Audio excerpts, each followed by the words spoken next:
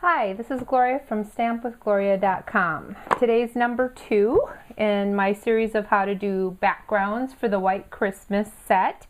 I do use this little piece here in the Gorgeous Grunge, so I wanted to point that out when I do this card. But White Christmas is the focus of this number 2 video in the 4 series that I'll eventually have. What we're going to do today is make this card here, and it's pretty easy to do. It's kind of a fun technique, and we're going to use the blender markers.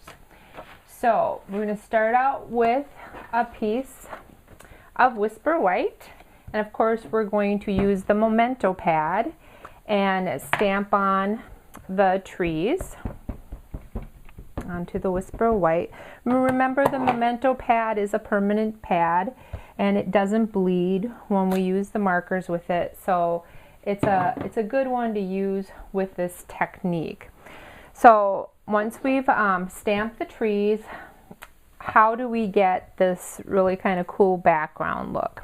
Well, we're going to take a window sheet, and you just need a piece that's, you know, big enough for the images you want to color. You don't need a full sheet of it, but what we're going to do is we are going to lay the window sheet over the image that you want to color in. Okay.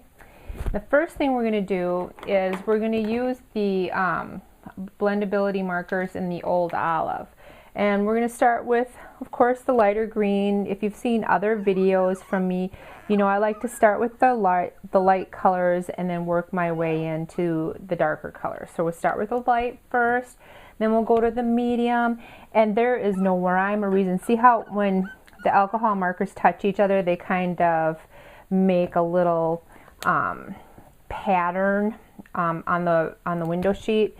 That's because it's resisting. And of course you want darker stuff closer to the trees, so we're going to pull this really dark color closer to the trees here. Okay. Now when we flip this over, it's not going to be perfect, and I'll show you how to adjust that a little bit. But then the next color I'm going to use is, for this card, I put the lighter color blue on the bottom, which would have been the Coastal Cabana, but I find that I like the Night of Navy on the bottom better. So that's what we're going to do. We're going to put the Night of Navy on the bottom first. And so the first thing I do is I just do a straight line across the trees, and then I'm going to fill in with the curves on the bottom. Okay, and then every time you touch it, there's going to be little swirls of color in the trees. Looks kind of cool, huh? All right, then I'm going to take the Coastal Cabana and we'll go up on top, and we'll just color in light all the way to the top of the trees. And then see, I'm kind of making like a little frame with the image by not quite going all the way out to the edge, because we want to keep the color within like the framing of the Whisper White.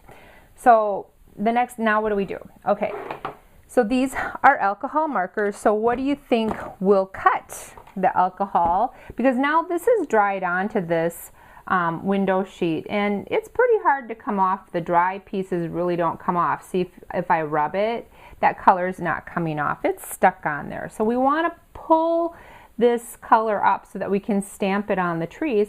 So what do you think we cut it with? Well, we cut it with alcohol. So I've got rubbing alcohol in one of our spritz pens, and what I'm going to do is I'm going to spritz right on it. So we're going to spritz and see how it's breaking up all that alcohol, and you've got these little dots going on. That's exactly what we want. So we're going to flip it over, and we are going to plop it right on our card, and then we're just going to rub all that alcohol ink right into the image. Isn't that cool? And there we go. We've got our background going on here. Now, see, I've got a little blue here. Can I fix that? Yeah. Can I make the landscape look a little bit differently? I sure can. So what I would do there is, okay, let's say I want to put a little more green up there so the blue's not roaching in there. I'll probably take my darkest Old Olive. So let's take that dark Old Olive. And we want just a little curve there so we can fill that in. So we've got a nice curve going on there. Now, let's show you how to get some texture to this picture. It's kind of fun. So you take, make sure you move your white piece of paper out of the way, because when you spritz the alcohol on, of course, it's going to change the look of it. But see, you've got this, if you spritz on it and don't keep spritzing, you get these kind of craters, this really cool look here. So if you put that right on the hump and right over the color that you've already done, then you get this kind of cool texture going on. So it looks like it's like real earth, and there's some really cool texture things going on. And to clean it, you want to clean it fairly quickly, and you're going to just, you know, I'm going to spray this off the camera. You're going to just spray alcohol on it, and then just take your cloth and wipe it off so that you can use it for another picture. Okay, so now we've got some cool stuff going on there. Now, how do we finish the tree? Well, I'm going to show you a couple of different ways that I did finish it, and it's going to give you an idea of how to play with this technique a little bit. So this was your basic technique, where you can put it on and you can spritz. I can like pull in, let me just show you one more thing. Okay, I just love doing this. So, okay, let's say on the picture, I just want a little more something going on here. Make it look more like clouds or a background or whatever. Give it a little depth, whatever you want to call it. So we're going to pull it, I'll just pull it on here. So we're not quite sure what's going on behind there, but I'm going to give it that color. But now this is going to flip, remember. So this bigger portion is going to be over in the double trees, and then the smaller portion will be on the single tree. And I did it that way for a reason.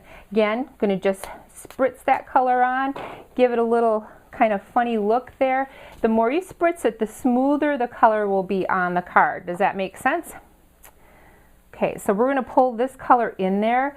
And then see, it gives us the illusion of like more of a horizon, more of a background, because it's darker in there. It seems like there might be land back there. It's just a fun little technique to work with. Now the trees, I just wanted them to be fun looking, and I'm going to show you another sample in just a second of how I did this technique with spritzing, but I realized that I could make this kind of a modern looking card if I just used the splotches from the Gorgeous Grunge set. And remember, when you put this on, if you go from light to dark, then you don't have to clean in between. And I see I had my stamp pad set up wrong. So I have to actually clean in between. I'm using Daffodil Delight, Cherry Cobbler, and Pumpkin Pie. And I'm just going to, and you want to rotate the splotches so they don't always end up in the same spot. Does that make sense? Okay, I'm going to put some there. Oh, and we'll fill out the tree over there. See, now you got this really kind of cool look going on. So we're going to start from the beginning again. We're going to start with the Daffodil Delight. So this is a smaller tree, so you're not going to, you know, stamp as many splotches. And so I went from Daffodil Delight. Oh, I forgot to move my pad. So we're going to go to Pumpkin Pie. It's all right. Pumpkin Pie. So we didn't have to clean in between. If you're teaching this in a class, this would be a useful tidbit of information.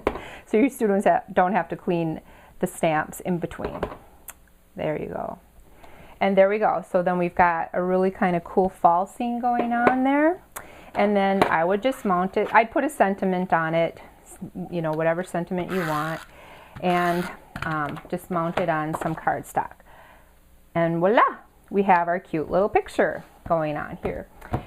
I do not want to keep the trunks of the trees white, because obviously all that color is going to shine through. So what I'm going to do is I'm going to take and I'm going to run the brown through the trunks here, and then on the trunks that are sticking out that have a little bit of room for me to actually put some color. So there you go. So now the tree is solid. There. Voila! There's our fall tree card. And let me show you some examples. Okay, so on this example, the original example that I showed you, This one I had the lighter color on the bottom and then the darker color on top, and I didn't like that as much as I like the one we just made you. Here's another version of it. This is where I actually took and I colored and spritzed the colors on the window sheet, and then I applied them to the tree instead of using the splotch, the Gorgeous Grunge. So it can be done entirely with the sheet. The only thing is, because it's alcohol or blender pens, the color isn't as intense. That's why I like the new version that I made a lot better, is because the color is so intense. How does this color look on watercolor paper? I was curious. So I went and I spritzed it and did the trees with the watercolor paper, and as you can see, it gives a totally different look. So have fun with this. You know, just go ahead and keep reusing the acrylic sheet over and over again. Combination of colors. Remember, the colors are going to bleed into one another, but have a lot of fun and experiment with it and come up with some really cool results. Thanks for watching today. Number 3 video for backgrounds for White Christmas is coming up. Remember, go to stampwithgloria.com. You can get everything that I used here, and there should be a supply list on stampwithgloria.com. Have a great day. Bye.